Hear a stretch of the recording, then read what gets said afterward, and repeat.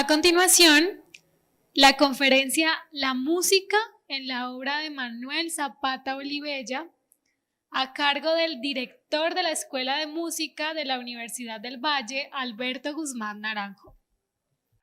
El profesor Alberto Guzmán es compositor, director y pedagogo musical con estudios en dirección coral y composición en Francia. Ha sido director de la Orquesta Sinfónica de Antioquia, de la Banda Sinfónica del Valle, la Compañía Lírica de Bogotá y director invitado de las Orquestas Sinfónica de Colombia, Filarmónica de Medellín y Sinfónica del Valle. Actual director de la Escuela de Música de la Universidad del Valle y miembro de número del Colegio de Compositores Latinoamericanos de Música de Arte. Bienvenido.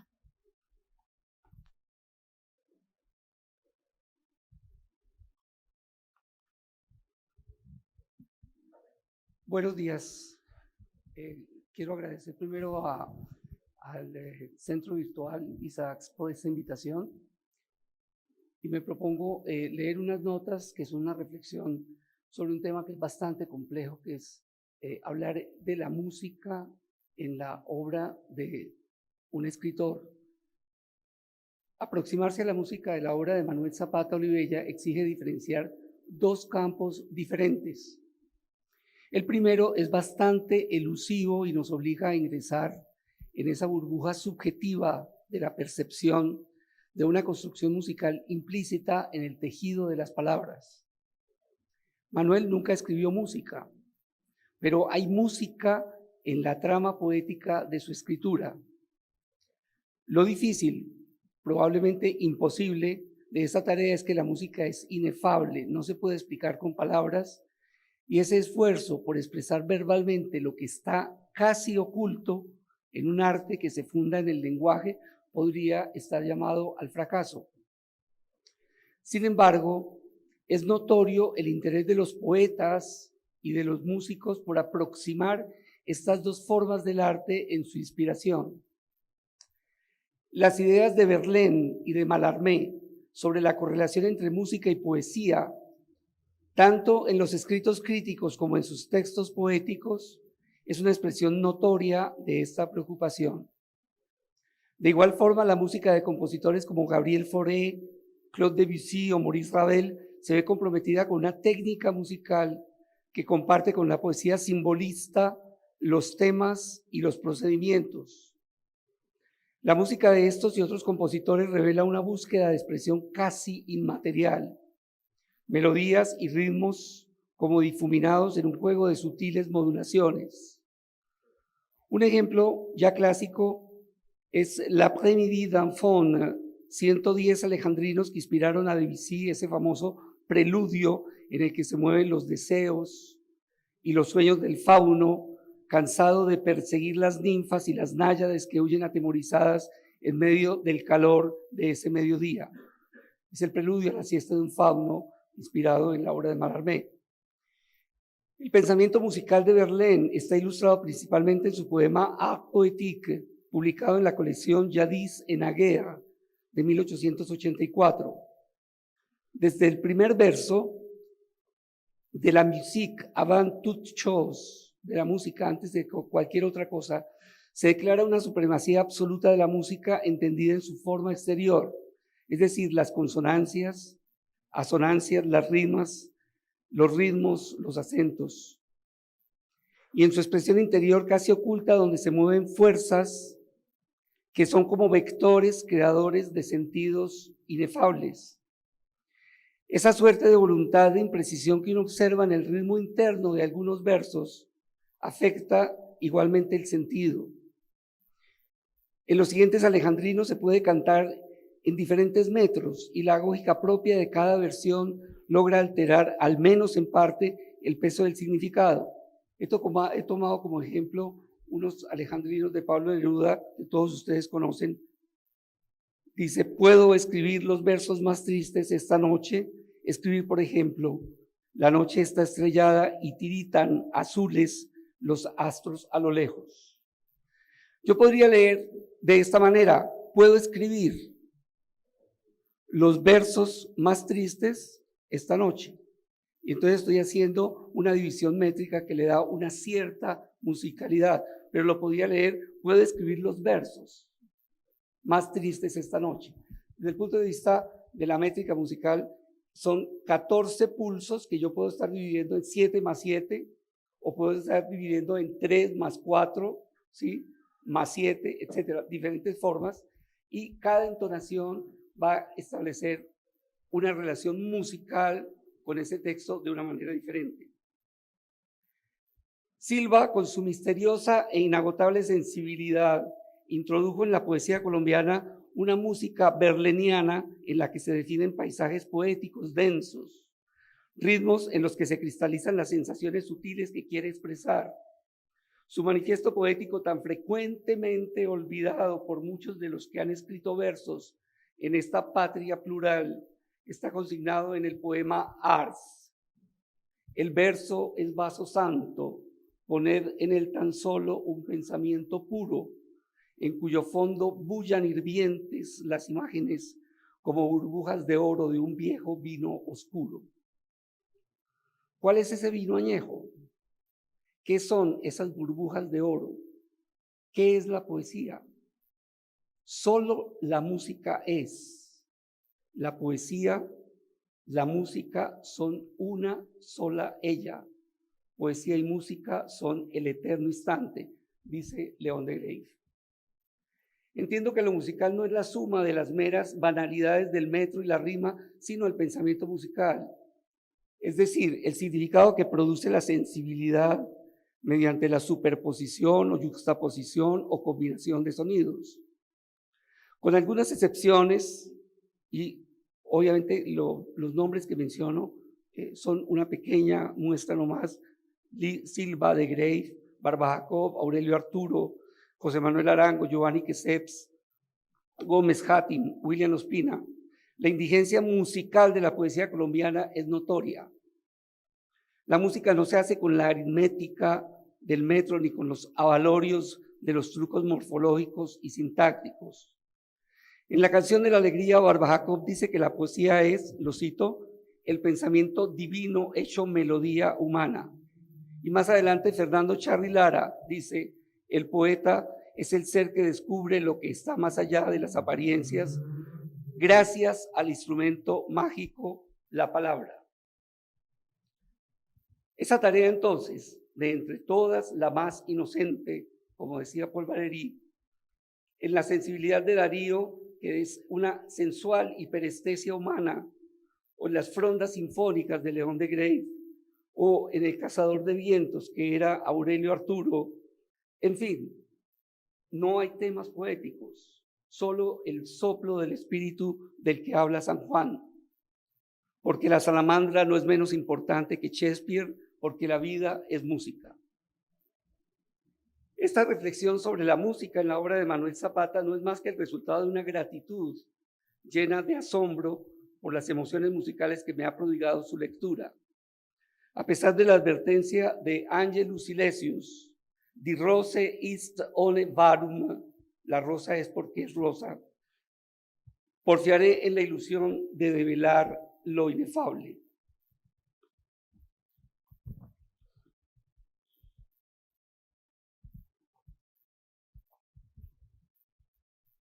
No es aventurado señalar que la relación que se estableció entre Manuel Zapata y los poetas Langston Hughes de Estados Unidos, una relación que comenzó en 1946, y con Ciro Alegría del Perú, la frecuentación de las obras de M.S. Sea y Leopold Sédar Senghor tuvo una feliz incidencia en su desarrollo poético.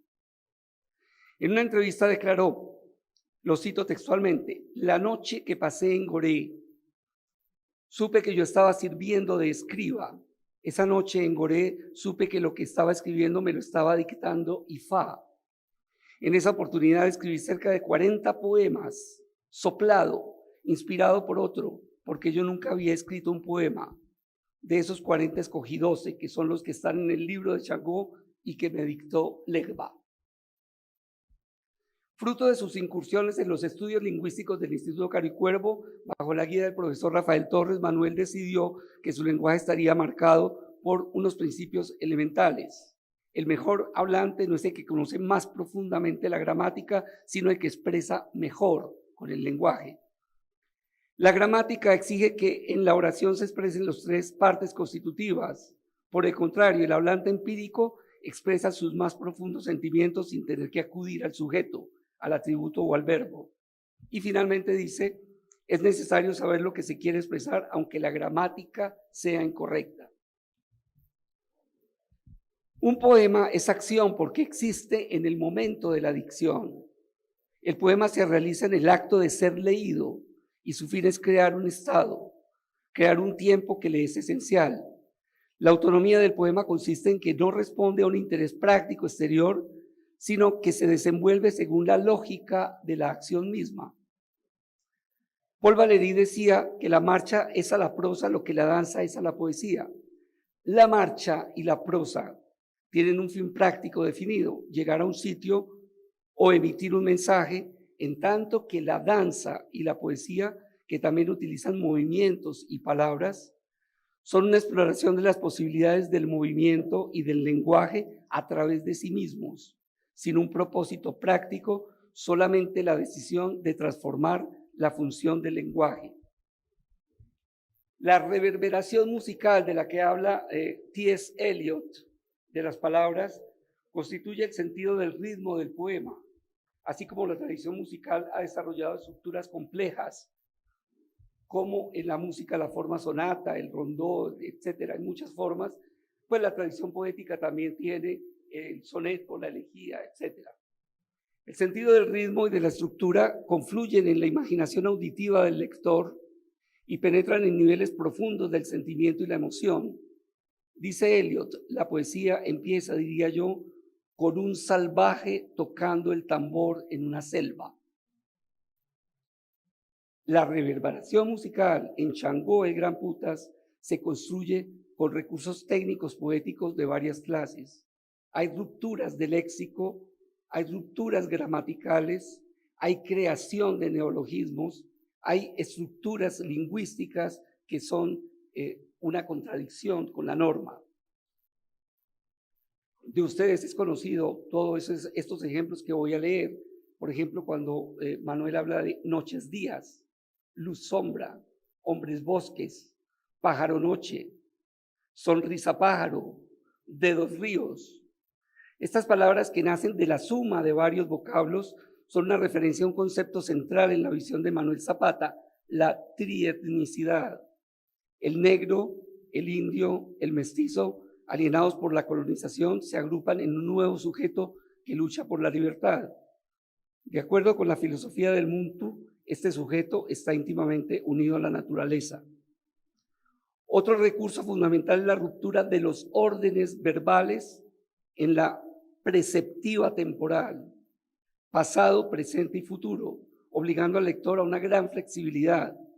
Por ejemplo, cuando Manuel recurre a la sinestesia, dice Manuel, palpaba, veo el sonido, me tañían los olores, estos ojos escuchan, estos oídos vieron la voz terrible del gran inquisidor, escuché su mirada clarividente.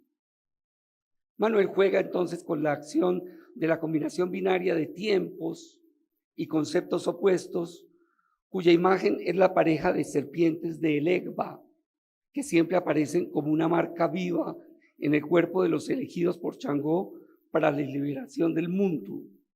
Esas parejas aparecen en la relación vivo-muerto, negro-blanco, animal-vegetal, humano-divino. Esa marca en el cuerpo es también la contraposición de la otra marca, la carimba, que señala el sufrimiento. Cuando uno observa el contexto de la poesía colombiana de mediados del siglo XX, cabe preguntarse sobre la ubicación poética de Manuel Zapata con relación a su entorno. Ya hemos oído suficientemente los nombres de Jorge Salamea, de Jorge Rojas, de Eduardo Cotelamos, de Aurelio Arturo, de Rogelio Chavarría, etc. De una parte, hay un ambiente eurocentrista de carácter muy bien afrancesado, representado de manera brillante por el grupo de los Leopardos Manizalitas, cuyas polémicas literarias eran parte de una lucha política protofascista, un eco de las vociferaciones del duce Mussolini. En otro bando, la poesía salamea es una pedagogía de la tolerancia. Jorge Rojas, el sonetista impecable del que habla Mutis, era expresión en Colombia de la línea poética de Juan Ramón Jiménez. Hay una lucha por superar el modernismo y de esta búsqueda surgen espacios poéticos como los de Eduardo Carranza y Aurelio Arturo. El blanco al que apuntaban con dardos envenenados se llamaba Guillermo Valencia, que pregona en una voz baja en el discurso la preferencia de la insinuación sobre el grito. ¿Quién no guarda en su memoria y en su corazón estos versos? Salvo mi corazón, todo está bien. Y Teresa, en cuya frente el cielo empieza. En una obra del filósofo Danilo Cruz Vélez, El misterio del lenguaje, dice que esta poesía es una ruptura con una tradición de extemporaneidad y hay una autonomía de la poesía para cantar lo que su propio lenguaje le dicta.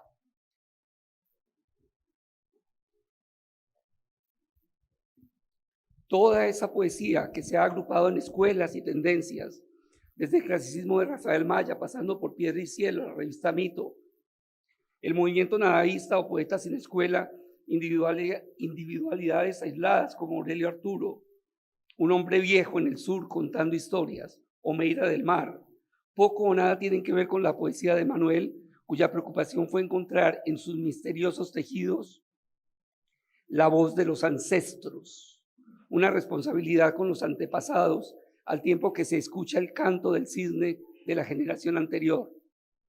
Hay una estética nueva, inaudita para la tradición poética nacional, en esta combinación de poesía, novela e ideología para la lucha por la liberación del esclavizado africano.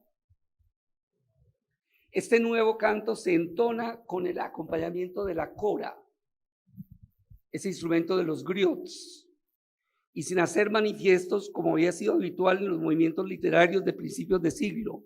Lo que uno encuentra es la formulación de un estatuto del poeta, comprometido con la incansable tarea de la descolonización y la expresión de la trietnicidad. Manuel habla en calidad de miembro de una sociedad que ha esclavizado a un pueblo y que, cumplidos los formalismos de la abolición legal de la esclavitud, no ha logrado descolonizar el pensamiento racista que se manifiesta de muchas formas. El lenguaje poético musical de Changó parte de la convicción de que la lengua como instrumento de la dominación cultural es un hecho constante en América, como lo había mostrado Frantz Fanon en Piel Negra, Máscaras Blancas, que dice: hablar significa captar la morfología de este o el otro idioma, pero significa sobre todo asumir una cultura y aguantar el peso de una civilización.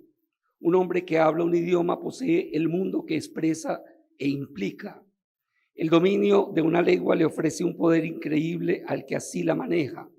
Paul Valéry ya lo sabía, es por eso que calificó a la lengua de Dios descarriado de la carne. Hasta ahí Fanon. Esto explica pues la voluntad de intervenir el lenguaje con neologismos y deformaciones gramaticales. José Luis Díaz Granados dice que estos poemas que Manuel escogió para la obra de Changó son como letanías, como cantos alabados que se entonan en las ceremonias negras. Esos poemas que son los orichas, las sombras de los mayores, las rememoraciones de Nagafúa, la invocación de los grandes orichas, la maldición de Changó, los sueños de Nagafúa, los cantos de Changó, la busca fuera de África de la loba blanca, la despedida, Orunla, la vigilia de las tablas, la despedida de 1100 tribus. Esos son los 11 poemas. Él mencionó 12 en alguna entrevista, pero realmente son 11 los poemas. Son 1074 versos libres escritos en métrica irregular. La función de este largo poema en la estructura de la novela, según Jaime Montoya Candamil, es dar una visión total de África sin tener que narrar su historia. Manuel creía que comprender el exilio de millones de africanos es un fenómeno que rebasa los estilos literarios conocidos. Esto explica la necesidad de iniciar la novela con un poema mítico que resumiera toda la historia de África, una historia milenaria que se remonta a la cultura de los antiguos egipcios en las márgenes del río Nilo, hasta llegar a los reinos del siglo XII, el florecimiento de Nigeria y el Congo, las naciones de Benín, Chad, Malí, Oyo. Esos poemas de corte épico son una feliz intuición de un escritor sin experiencia previa en la poesía y que encontró en Leopold Sédar Senghor un modelo a seguir.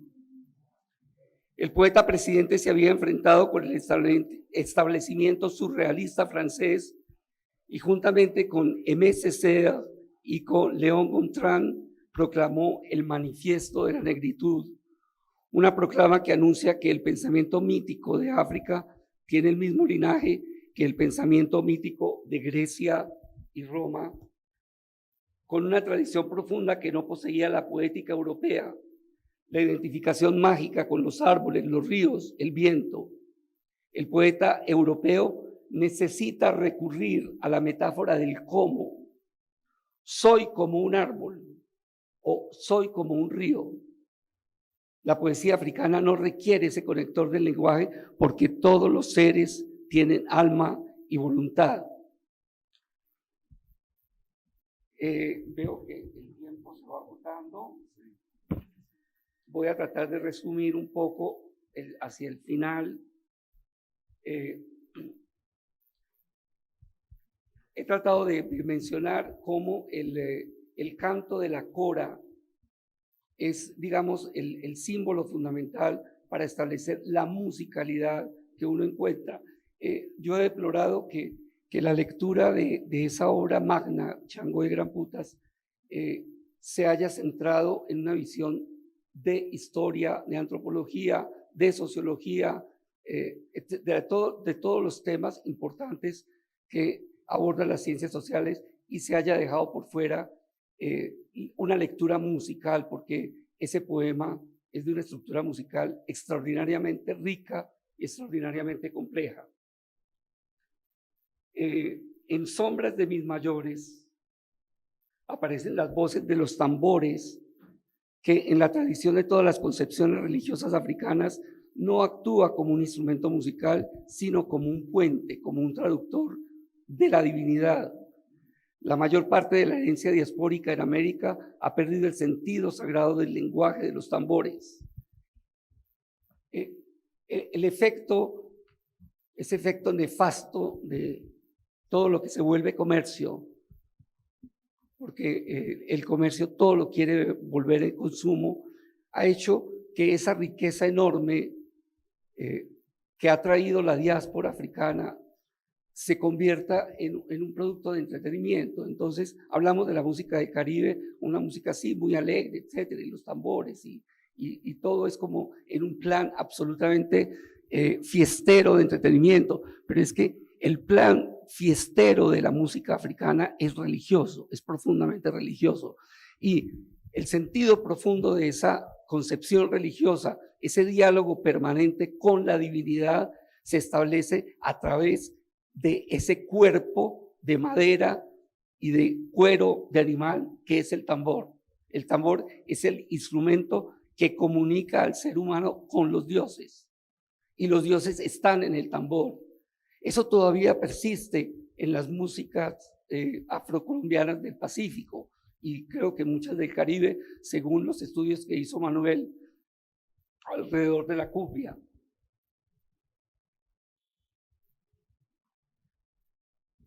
Entonces, a mí me parece importante, quiero cerrar, que me parece importante que la visión que se tiene de la obra de Manuel empiece a vincular ese factor. Yo estuve revisando los 42 números de Letras Nacionales y solamente me encontré, les quiero leer una cosa que es muy graciosa, solamente me encontré en el número 11, hay un artículo de música que recoge las conclusiones del primer Congreso de Cultura Colombiana y en esas conclusiones hacen una serie de recomendaciones que a mí todavía me parece que están manejando el concepto que desafortunadamente se mantiene en el discurso de muchos intelectuales de la cultura, hablar de música popular y de música culta, ¿sí? Donde ese término popular es de una pésima utilización porque se está hablando del arte en términos de una cosa que tiene una connotación sociológica. Desde el punto de vista jurídico, lo popular está contemplado en la Constitución y popular somos el pueblo somos todos, ¿no? Empezando pues por los altos capitales hasta las clases más desfavorecidas. Y en la sociología se utiliza, digamos, como una catalogación entre una forma de ingresos. Entonces uno se pregunta, ¿a partir de cuántos salarios mínimos yo dejo de ser popular para convertirme en esa otra cosa que no es popular? Entonces finalmente estamos hablando de economía, pero hablar de cultura popular es absolutamente impropio y lo es todavía más cuando se opone a otro concepto peor todavía, que es música culta. Entonces uno dice, ¿cuál es la música inculta? Y los teóricos de la musicología, los teóricos de la etnomusicología, se enredan siempre con una cantidad de calificativos, es decir, música académica, música seria. Hay una música que no sea seria, yo no tengo ni idea, ¿no? Entonces, es absolutamente impropio. Lo que hace Manuel y el estudio que uno encuentra en Manuel sobre la cumbia, por ejemplo, son unos estudios extraordinariamente profundos y nunca han sido tenidos en cuenta por la musicología profesional, porque sencillamente dicen, es que Manuel no era un etnomusicólogo con diploma universitario. Resulta que esa etnomusicología que se ha vuelto antropología, ¿sí? Olvidándose de la música misma, lo que hacía Manuel era entrar en la esencia de lo que son los cuerpos que producen esa música, la relación del sonido con la danza y la relación de esa amalgama de movimiento, de cuerpo y de sonido con una relación permanente, trascendente. Llamémosla con la divinidad, llamémosla religiosa, como lo quieran llamar, pero eso es lo que está allí en la esencia, es lo que él busca, y eso es lo que se ha perdido, desafortunadamente, en la comercialización de las expresiones.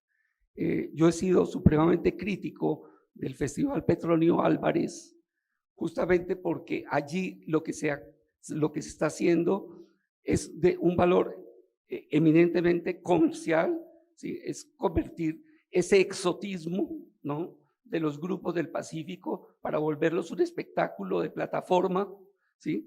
Incluso alterando sin ningún pudor la relación que tiene la marimba con los conjuntos musicales para convertir la marimba en una especie de solista virtuoso, ¿no? Y unos rituales musicales que en la vida de las comunidades no tienen tiempo.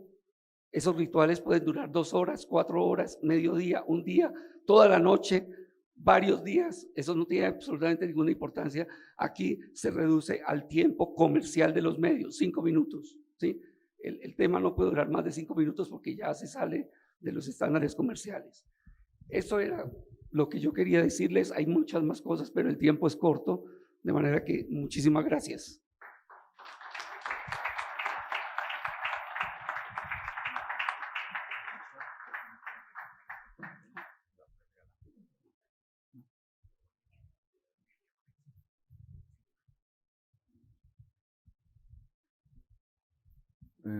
Bueno, no sé si hay preguntas, aportes. Me perdonan que no haya hecho un resumen de la ponencia porque me quedé embebido con las palabras de esta ponencia. Entonces los escucho.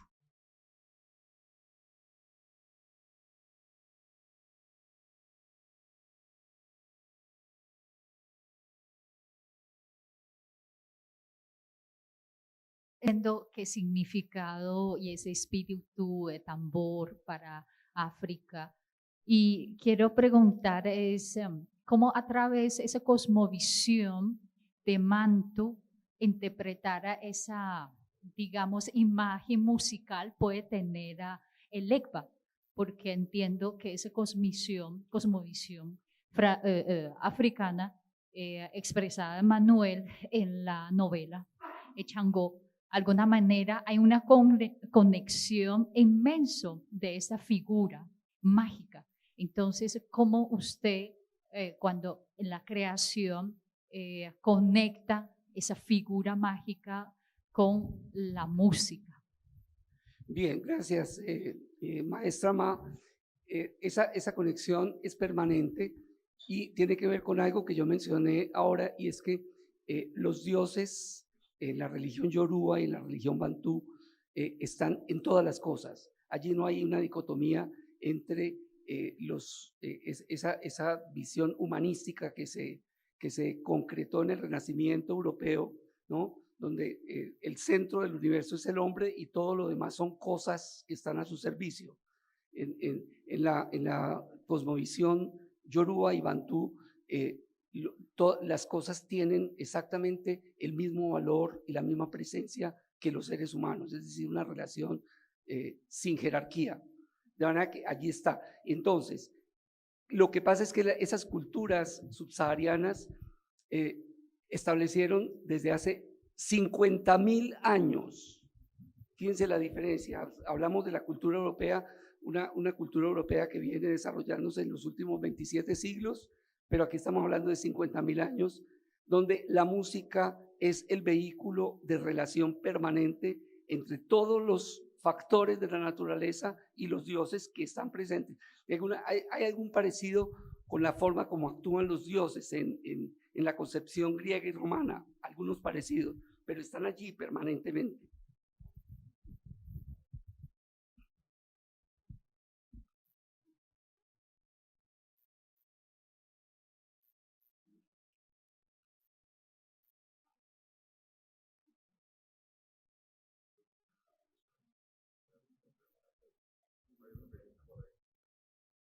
Maestro, entonces, cierta manera, después del nacimiento de Benkos, lo que está escrito en el libro, entonces surge en el momento de nacimiento de Benkos, hay una confrontación entre Pedro Claver y el pueblo que está festejando, diciendo bajo un ritmo diabólico, de tambor. Entonces, para usted, ahí sí hay una confrontación musical, viene espíritu africano y que representa a Pedro Claver. Sí, la confrontación, maestra, la confrontación no es solamente con Pedro Claver, eso fue permanente. Sí, es como un diálogo, porque entiendo que es un espíritu africano frente a un espíritu catolicismo, puede decir. Sí, cuando yo entiendo su pregunta con el término confrontación, lo que quiero decir es que la confrontación fue permanente, sobre todo en la visión que tenía la Iglesia católica, ¿sí? Que identificó de alguna manera en los tambores en particular, pero en la música en general, unos factores supremamente perniciosos para la estructura social, al punto de que en muchos momentos de todo ese periodo larguísimo de la colonia, hubo una especie de rituales así como el que hizo ese procurador Ordóñez quemando libros, ¿sí? Quemaban los tambores, quemaban las marimbas, quemaron los instrumentos musicales en muchos momentos, tanto desde Tumaco, ¿sí? En toda la costa pacífica, como en el Caribe, en Cartagena mismo, en Cuba, en el Caribe. Siempre fue una confrontación por identificar que en la música había un factor, ¿sí? Que estaba degenerando las posibilidades de hacer una cultura cristiana católica de la colonización.